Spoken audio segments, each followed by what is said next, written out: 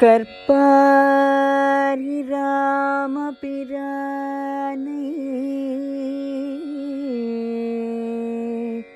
அல்லால்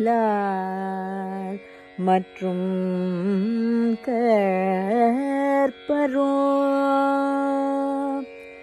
புற்பா முதலா புல்லெரும்பு ஆதி ஒன்றின்றியே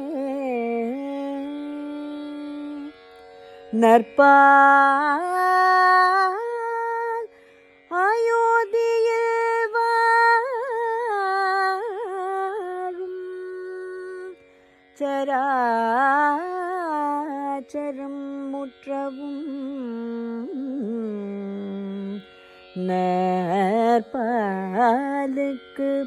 உயிர்த்தனன் நான் முகனார் பெற்ற நாட்டூலே.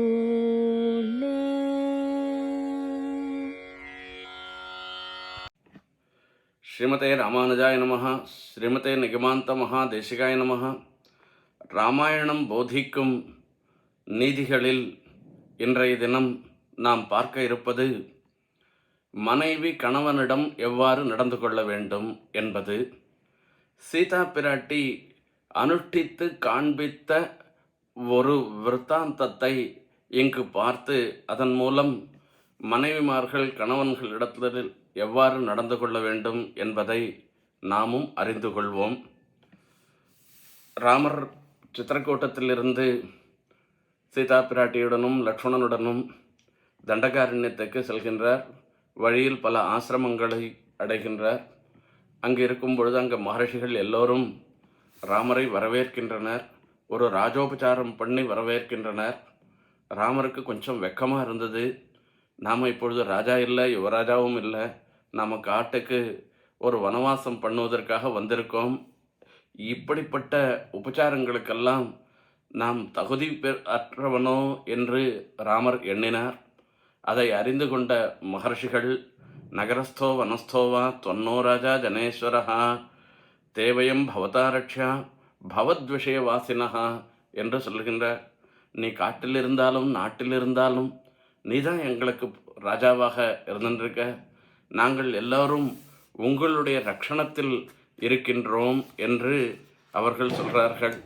பிறகு அந்த ஆசிரமத்தை சுற்றி காண்பிக்கிறார். அப்படி சுற்றி காண்பிக்கச்சே அங்கே பார்த்தோம்னாக்கா ஒரு போராக எலும்பு குவியல் இருக்கின்றது. அதை பார்த்த உடனே ராமர் இது என்னதுன்னு பார்க்குறார். எஹிபஸ்ய சரீராணி முனீனாம் பாவிதாத்மனாம் மகர்ஷிகள் சொல்கிற வார்த்தை. ராமா இதை பாரு, இங்கே எத்தனையோ மகர்ஷிகள்லாம் தபஸ் பண்ணியிருந்தா. ராட்சசாலாம் அந்த மகர்ஷிகளுடைய மாம்சத்தை சாப்பிட்றதுக்காக தபஸ் பண்ணின்னு இருக்கிற மகர்ஷிகளுடைய மாம்சத்தை சாப்பிட்டுட்டு எலும்பை விட்டெறிந்து விட்டா. அந்த எலும்பு குவியல் தான் இது என்று சொல்கிறார்கள்.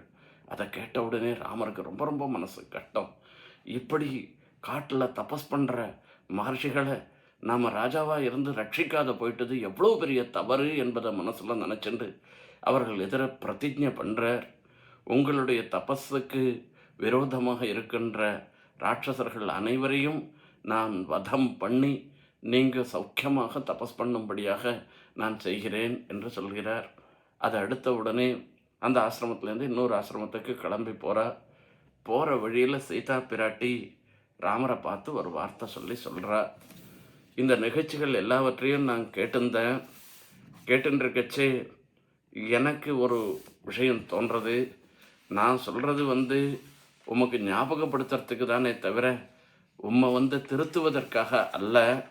இருந்தாலும் நான் ஒரு பெண்ணாக இருக்கிறபடினால உம்மிடத்தில் இருக்கிற பக்தியினால் நான் இந்த வார்த்தையை சொல்கிறேன். 3 விஷயங்கள் தான் அதர்மம் என்று சொல்லப்படுகின்றன. அவை முதலாவதாக பொய் பேசுவது, 2வது பிறன் மனைவியிடம் தவறாக நடந்து கொள்வது, 3வது எந்த ஒரு விஷயமுமே இல்லாமல் பிறரை துன்புறுத்துவது என்பது 3 விஷயங்கள்.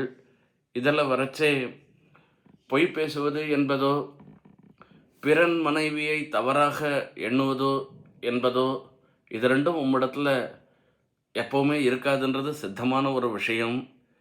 ஆனால் மூன்றாவதாக சொல்லப்படுகிற வினா வைரஞ்ச ரௌத்ரதா, எந்த ஒரு காரணமும் இல்லாமல் எதிரியாக இல்லாதவர்களை அவர்களை துன்புறுத்துவது, வதம் பண்ணுவது என்பதுதான் இப்பொழுது நடக்கப் போகின்ற ஒரு நிகழ்ச்சியாக இருக்கிறதுனால அந்த விஷயத்தில் கொஞ்சம் எனக்கு யோசனையாக இருந்துருக்கு.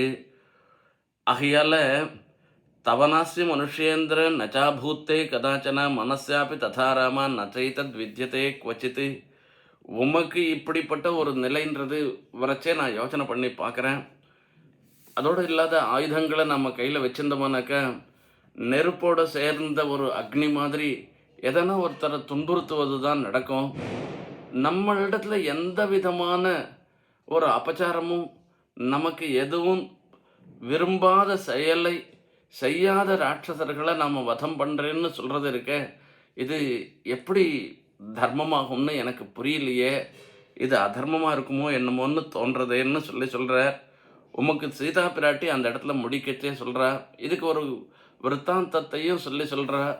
அதாவது துவேஷமே இல்லாமல் ஆயுதங்களை வச்சிருந்தா கூட நம்மளை துவேஷப்பட வச்சிரும் என்பதாக அப்படி சொல்லிட்டு சீதா பிராட்டி சொல்கிறார், உமக்கு தெரியாது எதுவுமே கிடையாது, லோகத்தில் எத்தனை உண்டோ எல்லாம் உமக்கு தெரியும்.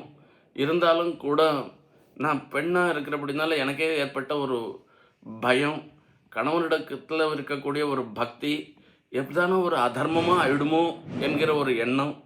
ஸ்திரீ சாப்பலாத்தது ஏத்தது உபாகிருத்தம்மே தர்மஞ்ச பக்தும் தவக சமர்த்தா.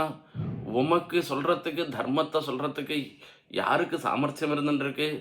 இருந்தாலும் நான் சொன்னதையும் மனசில் வச்சுண்டு உம்முடைய தம்பி லக்ஷ்மணனோடையும் கொஞ்சம் ஆலோசனை பண்ணி எது நல்லதோ எது பண்ணலாமோ அதை நேர் பண்ணணும்னு அந்த சீதா பிராட்டி சொல்கிறா.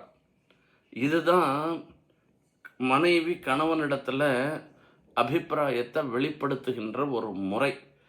எனக்கு தான் எல்லாம் தெரியும், உமக்கு தெரியாத இப்படி ஒரு காரியம் பண்ணுறாரு, உமக்கு ஒன்றும் தெரியலையேன்னு சொன்னாக்கா அது மனசு கஷ்டமாக இருக்கும்.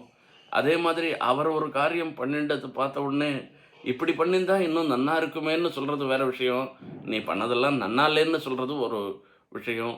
அந்த மாதிரி இல்லாமல் இப்படி ஒரு சாத்விகமான முறையில் அந்த கணவனிடத்தில் தாம் சொல்ல வேண்டிய விஷயத்தை சொல்வது தான் மனைவி கணவனிடத்திலே நடந்து கொள்ளும் முறை என்பதை சீதா பிராட்டி நடத்தி காண்பிக்கிறாள். ராமரும் இதை கேட்ட உடனே அவர் கோச்சிக்கல. ஹிதமுக்தம் தொயாதேவி ஸ்னிக்தயா சதிருஷம் வச்சா குலம் வியபதிசந்தியாச்ச தர்மஜ்ஞே ஜனகாத்மஜே. நீ தர்மத்தை அறிந்து எனக்கு ஹிதத்தை தான் நீ சொன்ன, நான் இதனால் கோச்சிக்கல. ஆனாலும் நான் பிரதிஜை பண்ணதுக்கு காரணம் வேற இருக்குன்றத அவளுக்கு சாத்விகமான முறையில் அவரும் விளக்குகின்றார். அந்த ரீதியில் கணவனும் மனைவியும் ஒருவருக்கொருவர் சொல்லும் பொழுது ஒரு சாத்விகமான முறையிலையும் அவர்களுடைய அபிப்பிராயத்தையும் ஏற்று நடந்து கொள்ள வேண்டும் என்பதை ராமாயணம் போதிக்கின்றது. கவிதார்க்கிக சிம்ஹாய கல்யாண குணசாலினே ஸ்ரீமதே வெங்கடேஷாய வேதாந்த குரவே நமஹ.